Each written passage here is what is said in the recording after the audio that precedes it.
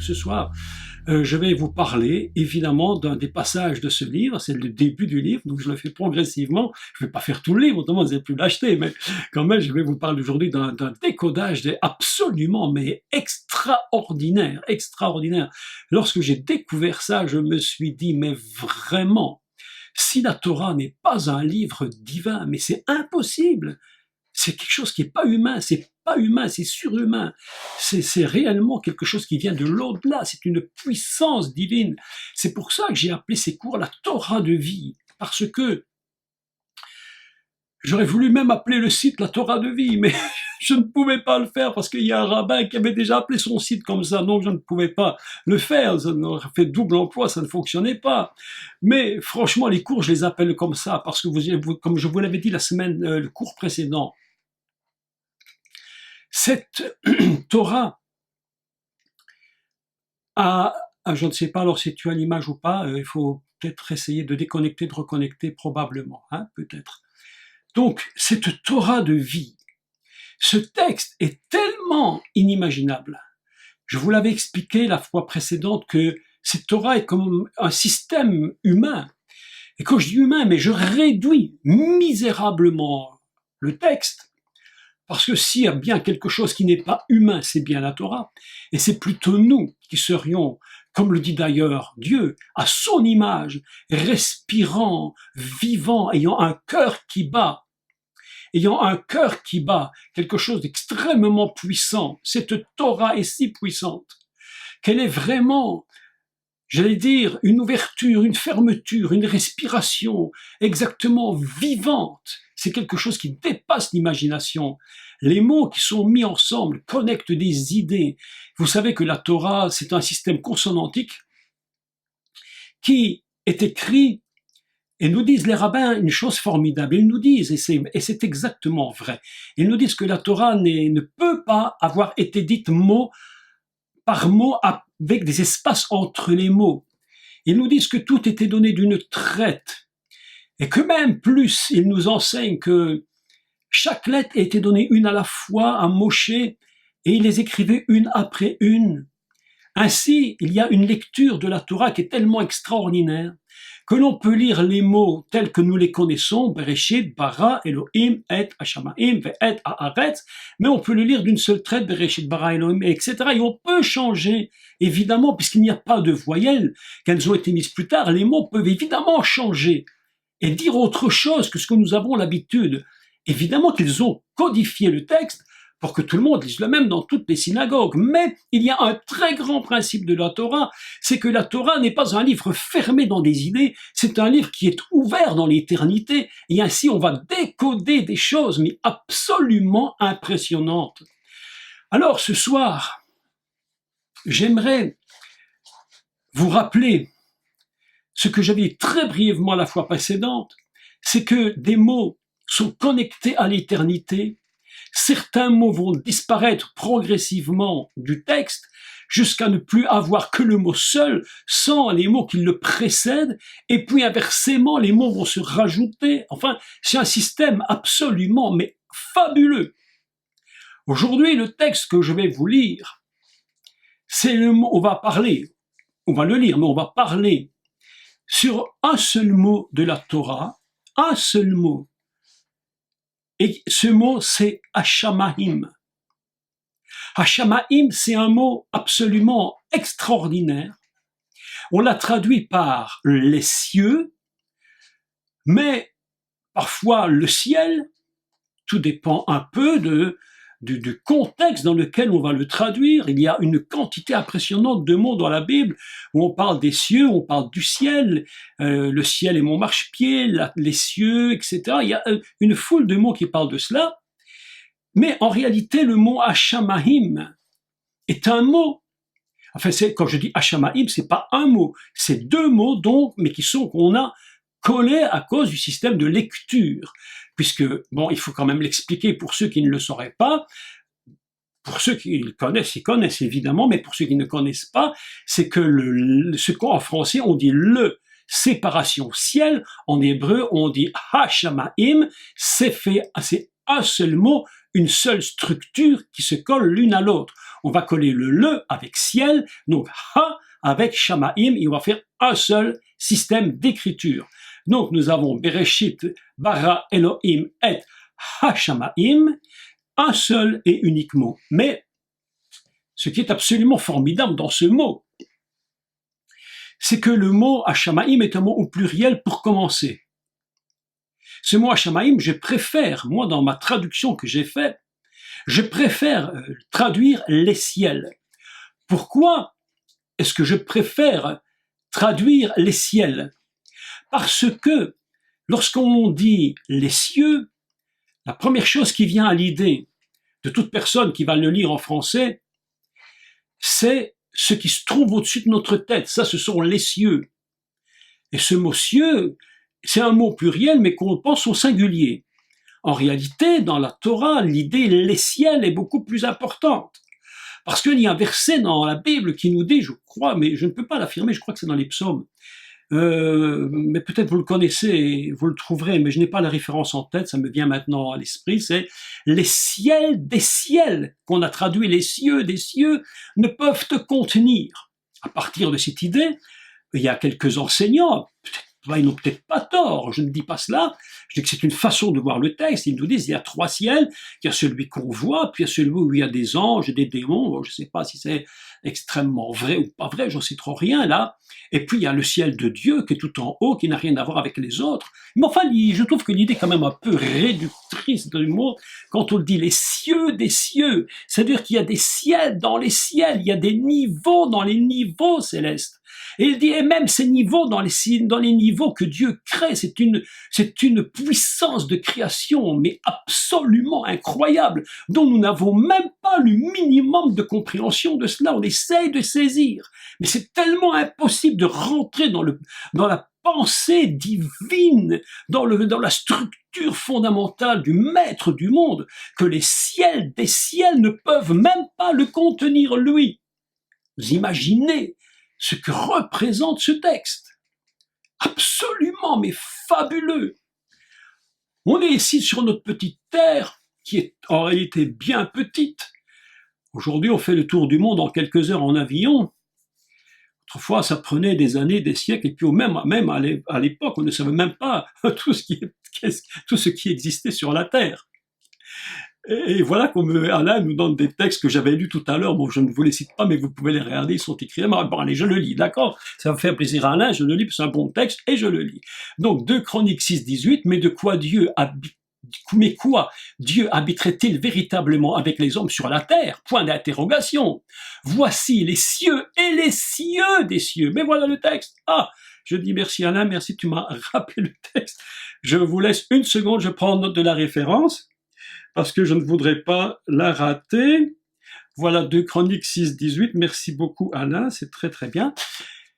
Les cieux des cieux ne peuvent pas te contenir, combien moins cette maison que j'ai bâtie. Mes amis, ce sont des textes qui dépassent tout ce qu'un homme peut comprendre dans son intelligence humaine. Nous avons besoin de la révélation du maître du monde pour comprendre cela. Et voilà que les ciels, sont en train de nous donner une révélation dont je vais vous parler. Le mot construit avec l'article les ciels, ha-shamaim, est un mot, figurez-vous, qui va dévoiler, mais c'est complètement caché, c'est complètement voilé. Il faut l'expliquer, sinon on ne peut pas le voir. En français, c'est absolument impossible. Même en hébreu, si on n'est pas un peu, même beaucoup imprégné de la pensée hébraïque, dans le texte, il est impossible de le comprendre. On lit simplement ha-shamaim. Mais si vous regardez de près, vous allez constater que le mot, et je prends ma Torah, si vous avez une Torah en hébreu, vous la prenez. Je suis un peu déçu parce que, avec ce système de cours en ligne ici, je n'ai plus les moyens si faciles de vous montrer des textes. Avec l'autre système que nous avions avant à IMIT, c'était plus simple, mais c'était un problème de contrat avec la société. J'ai essayé de les recontacter, mais c'est beaucoup trop cher. Donc, bref, enfin, je vous explique, et puis voilà, vous allez essayer de bien saisir, je vais essayer d'être lent. Donc, lorsque nous voyons le mot Hashamaim, nous allons constater une chose, c'est que ce mot, en réalité, il est construit, mais d'une façon particulière. Il est construit par des lettres, des consonnes qui se tachent les unes dans les autres. On prend un mot, on lui attache un autre mot, et on lui attache de nouveau un autre mot. En attachant ces mots avec des lettres communes à chaque mot, on forme ainsi un nouveau mot. Et c'est là le mystère de la Torah. C'est là le mystère qu'il faut dévoiler. C'est cette puissance du texte qui, en un mot, nous raconte mais toute l'histoire de la délivrance du monde et d'Israël, mes amis. Et le mot Hashamaim contient la délivrance d'Israël d'une façon surnaturelle, mais j'allais dire surprenante. Lorsque j'ai lu, je me suis dit, mais est-ce possible que dans un mot, tout soit dit? Lorsqu'on dit le ciel, pour nous, c'est les oiseaux, c'est les nuages, de temps en temps, c'est la pluie qui tombe, le soleil qui brille, ça s'arrête là. Mais en hébreu, mes amis, les 3 premières lettres de Hashamaim, c'est Hachem. Aleph, Shin, Mem. 3 lettres, Hachem. Et vous savez que les rabbins disent que Dieu, évidemment, il s'appelle Hachem, c'est-à-dire le nom au-dessus de tous les noms. C'est le nom sublime qu'on prononce pas parce qu'il est imprononçable tellement il est immense. Si nous n'avions pas une pensée de ce nom divin ramené à quelque chose d'humain, mais il est impossible à qui que ce soit de prononcer le nom de Dieu. C'est pourquoi même aujourd'hui, les rabbins, lorsqu'ils écrivent Dieu en français, ils mettent D, A point, et puis IEU pour dire attention, ce mot a quelque chose de particulier. Bon, moi je ne le fais pas, je vais vous dire pourquoi. Parce que nous connaissons qui est le Mashiach, et nous connaissons le nom de Yeshua. Autrement dit, le nom n'est plus imprononçable si on le prononce avec l'image qu'il est sur cette terre. Donc, voilà que le mot Shemaim commence par Hachem. Et je vous rappelle qu'il faut lire les mots hébreux. Si nous les collons tous les lettres les unes contre les autres, nous allons faire des mots nouveaux qui vont apparaître. Et un de ces mots, c'est Hachem. Le nom. Celui dont Dieu disait à Moïse, dont Moïse demandait à Dieu pardon, mais quel est ton nom? Et Dieu va lui répondre, mais je suis qui je suis. C'est-à-dire le nom impossible à dire, l'être impossible véritablement à comprendre. Lorsqu'on parle d'éternité, mais mes amis, c'est quelque chose d'impossible à comprendre. Nous essayons de saisir l'éternité, mais c'est quelque chose de compliqué. Notre esprit est limité. Et c'est pourquoi nous disons Hachem, le nom, l'essence profonde, l'essence même de Dieu, l'essence divine. C'est lui. Lorsque nous prononçons le mot Hashamaim, la première chose à travers les lettres hébraïques, c'est le nom sublime. Hachem, celui dont tous les Juifs disent, mais quand connaîtrons-nous ton nom? Mais jusque-là, nous n'avons toujours pas dégagé l'histoire de Moshe. Parce que maintenant, nous allons y venir.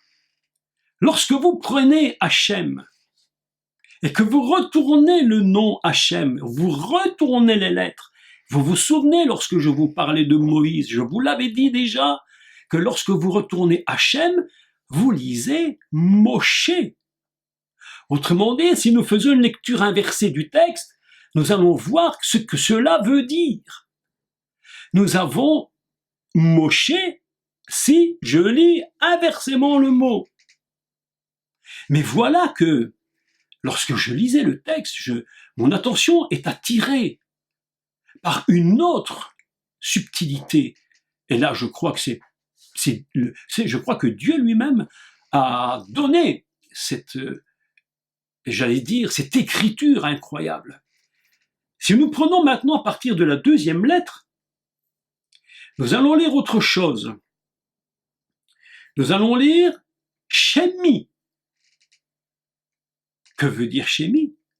Ça veut dire mon nom.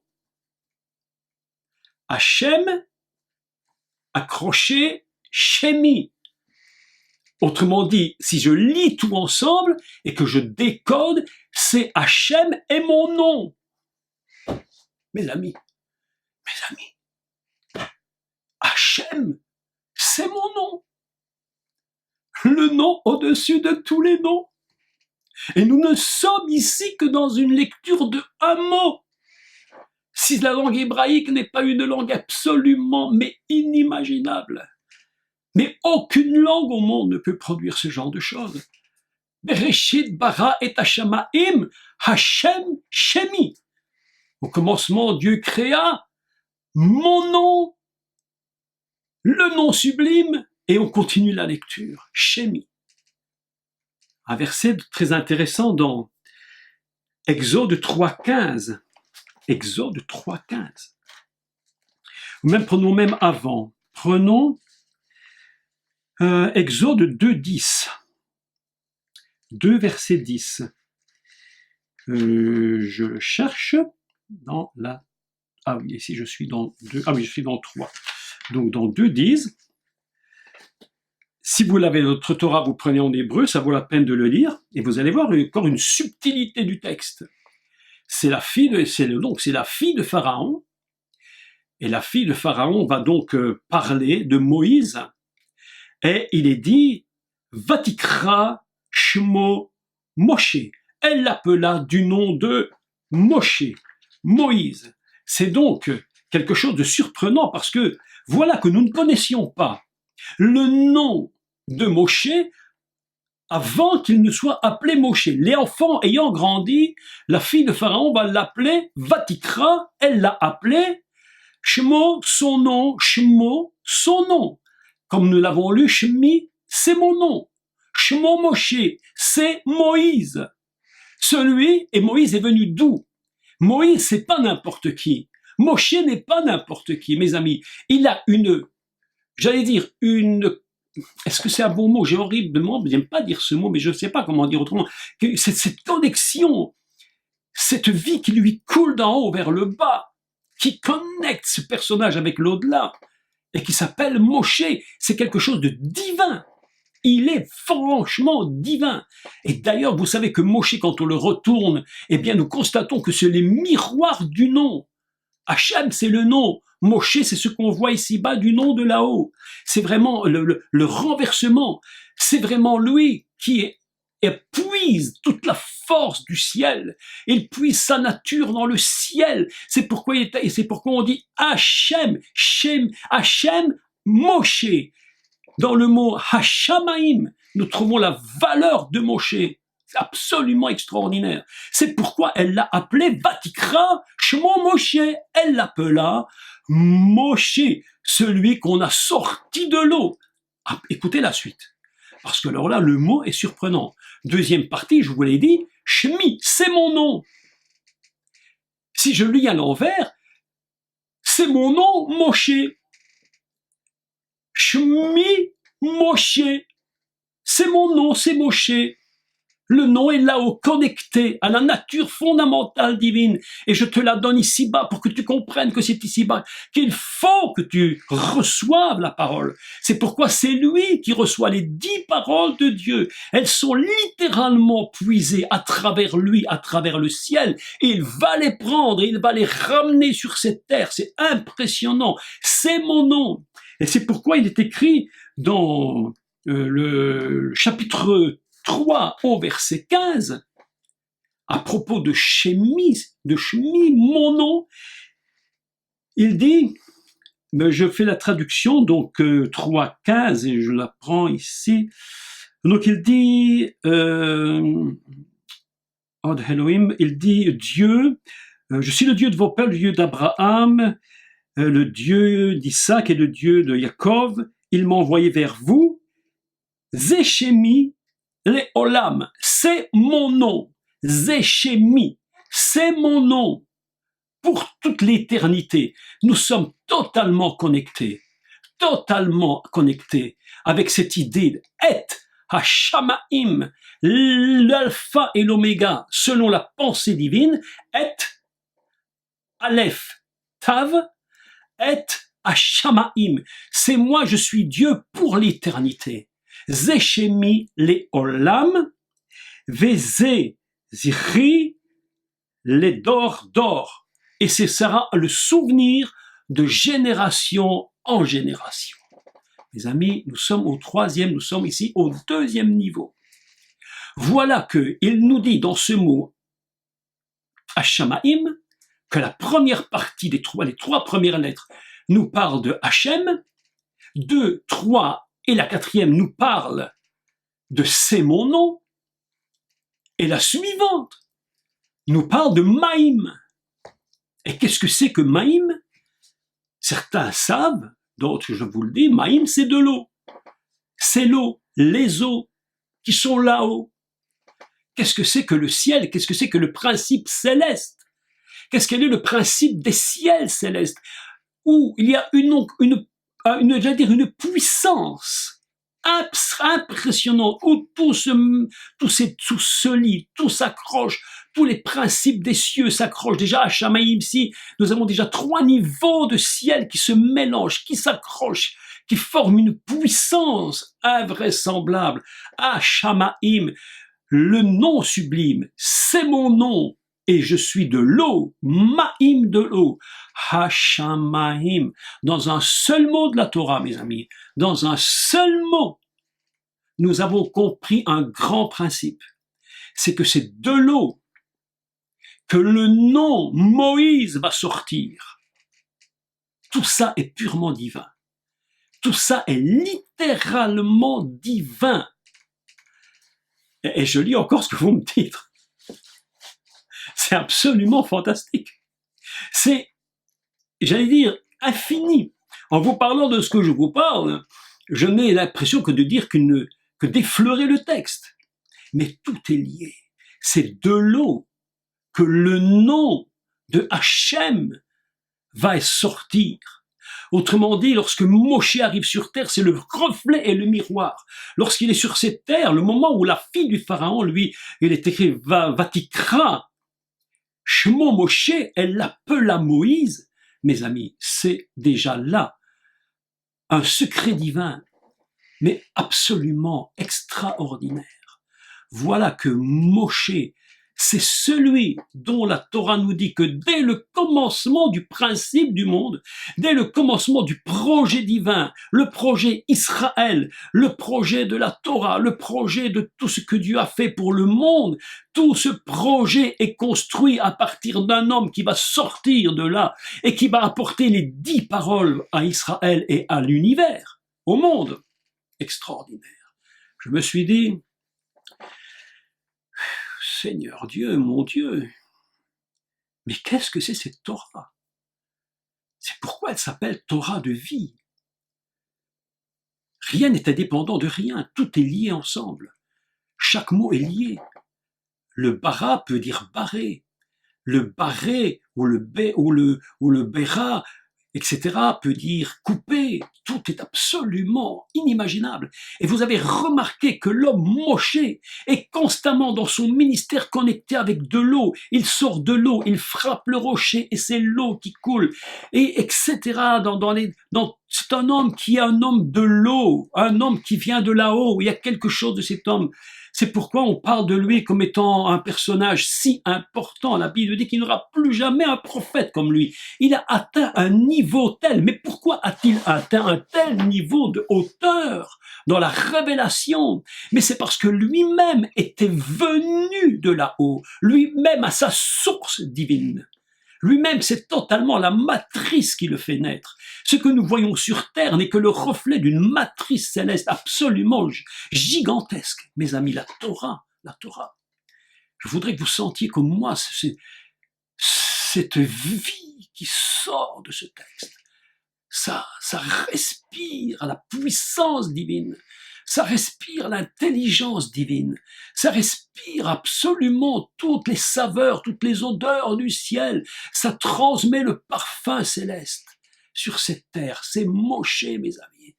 Le mot Hashamaim, Hachem, le nom divin, Shemi, c'est mon nom, Ma'im, ah mes amis, Ma'im, l'eau. C'est pourquoi nous ne sommes plus du tout surpris lorsque toute l'aventure de Moïse passe par l'eau.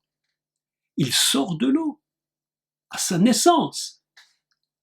La Torah nous dit clairement qu'il a été puisé de l'eau.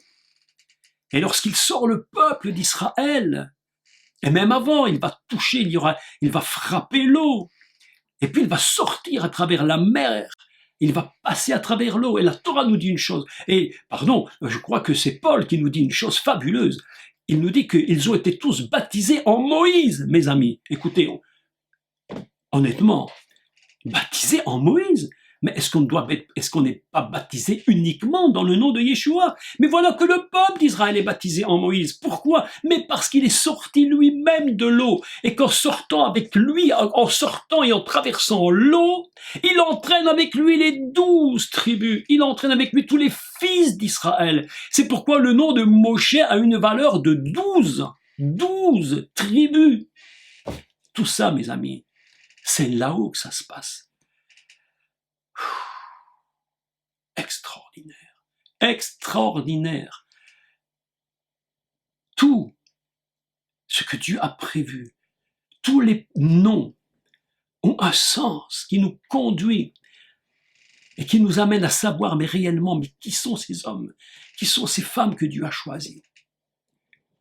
Ah, extraordinaire. On n'est pas surpris du tout lorsque Yeshua dit à Nicodème, si tu ne nais d'en haut de l'eau, mais tu ne peux même pas rentrer dans le royaume. C'est quoi ce royaume de Dieu? Mais c'est cette nature de Hachem, là où se trouve, où il est dit, Shemi, c'est son nom.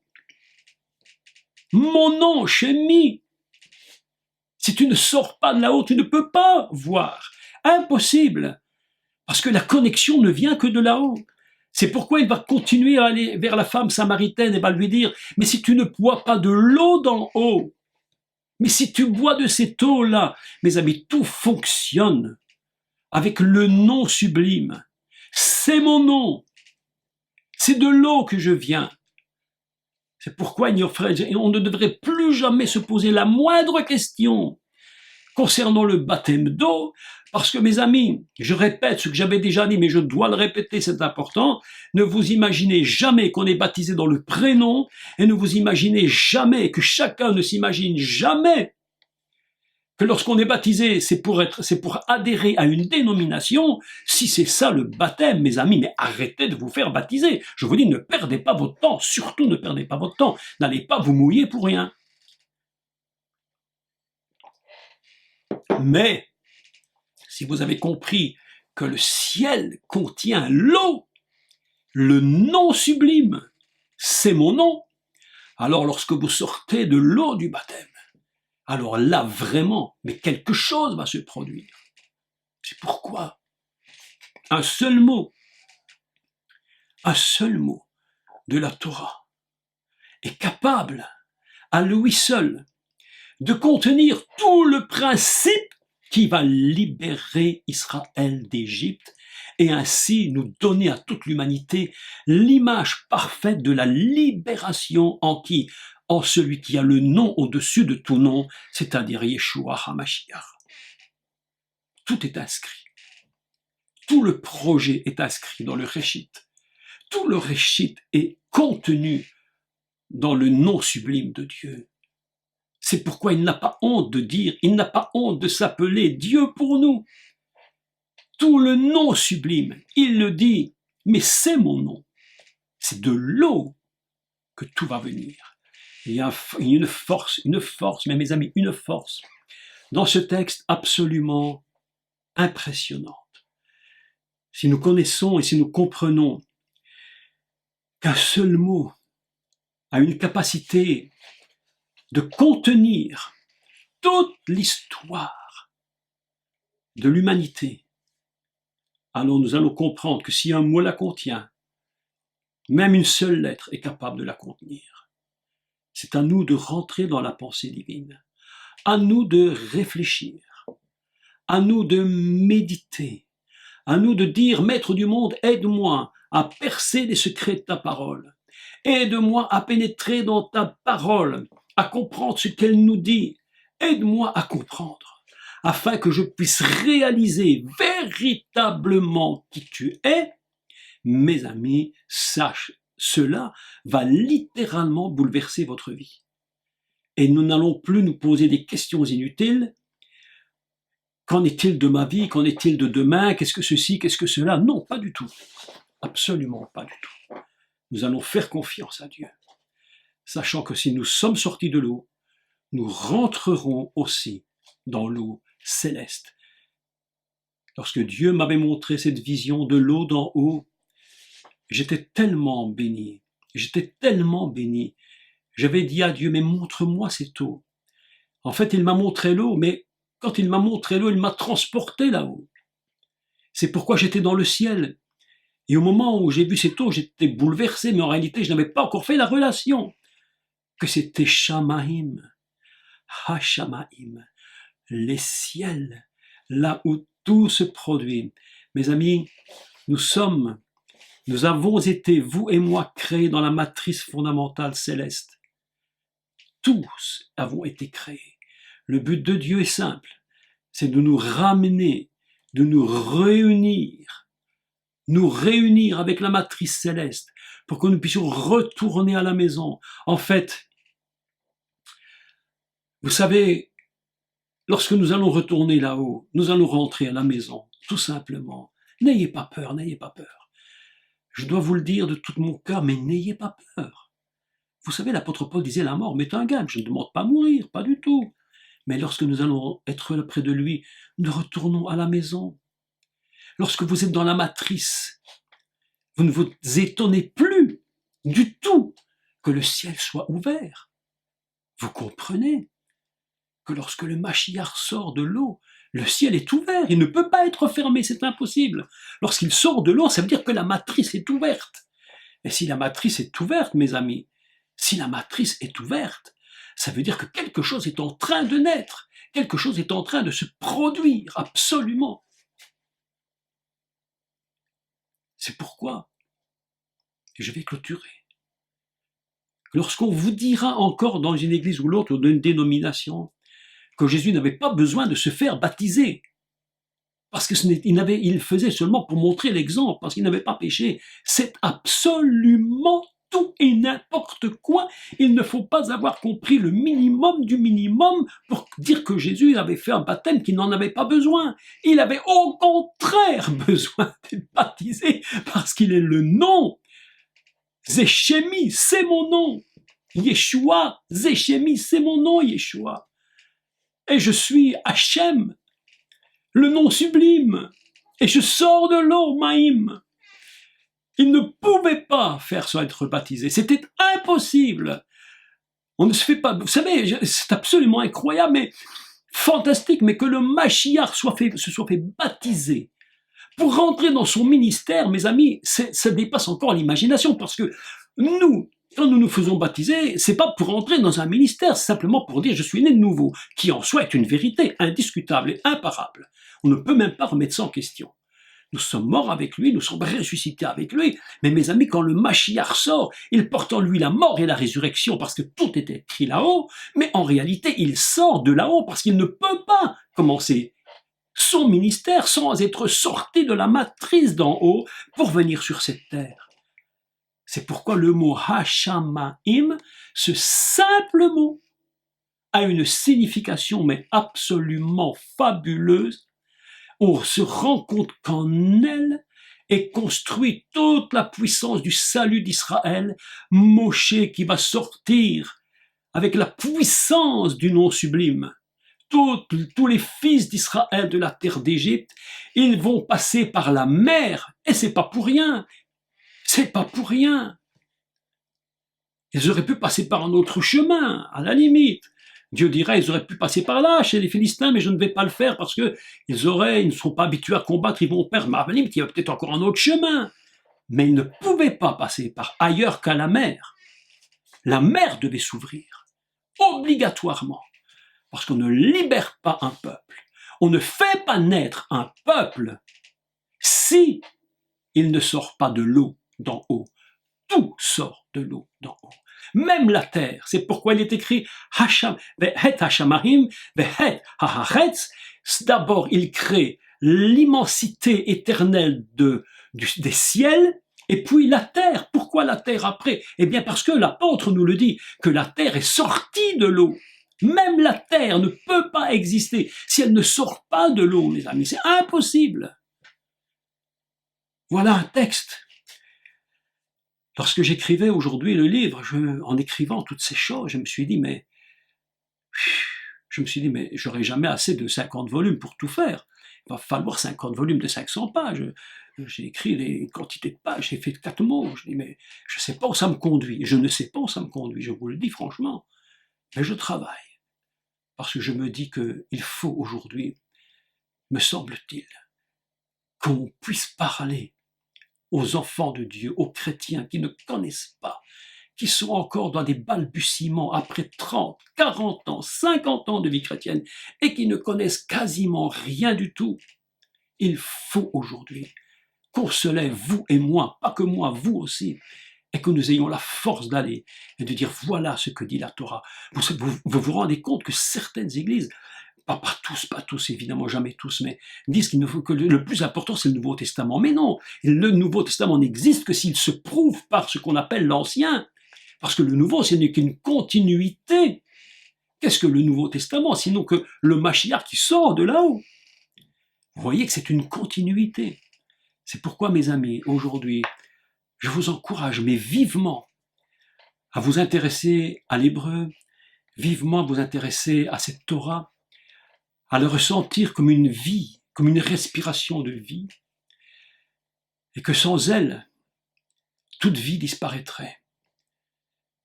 Ce matin, j'ai eu un coup de fil très intéressant, une dame qui m'a appelé, qui m'a dit, voilà, et je raccourcis tout ça parce que je ne veux pas expliquer tout en détail, mais voilà que la France, que des personnes de France, les politiciens, ne veulent même plus de cette parole de Dieu, ne veulent plus de la Torah, ne veulent plus même, même parfois on parle des Juifs, mais certains n'en veulent même plus. Mes amis, si vous supprimez la Torah d'une nation, si vous supprimez la parole d'une nation, vous savez ce qui se produit à court terme, c'est l'étouffement et la mort. Une nation ne peut vivre qu'avec la parole de Dieu. C'est pourquoi aujourd'hui nous sommes dans des soubresauts terribles, dans des des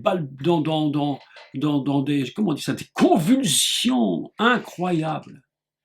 Toutes les nations sont en train de se... Vous avez vu comme l'Europe est devenue insupportable, comment elle est devenue incontrôlable et ingérable. Mes amis, on ne veut plus de la Torah, on ne veut plus de Dieu, on meurt et on meurt étouffé parce que la Torah de vie, c'est une respiration. Tu la prends, tu la respires, elle te fait vivre. C'est pourquoi il est écrit, et je clôture, Dieu souffla dans les narines d'Adam. Écoutez le mot, il souffla dans les narines, il va souffler une respiration de vie, traduit littéralement, une respiration de vie.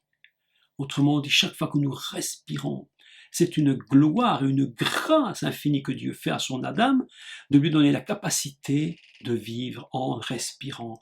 Et cette respiration de vie, nous allons la trouver lorsque nous allons vivre avec la Torah, avec la pensée du Mashiach qui est à l'intérieur. C'est ça notre vie, c'est ça notre joie, c'est ça la force et la profondeur des mots hébreux. C'est pourquoi, mes amis, je vous encourage à vous accrocher à ça, à cette espérance admirable. Que Dieu vous bénisse.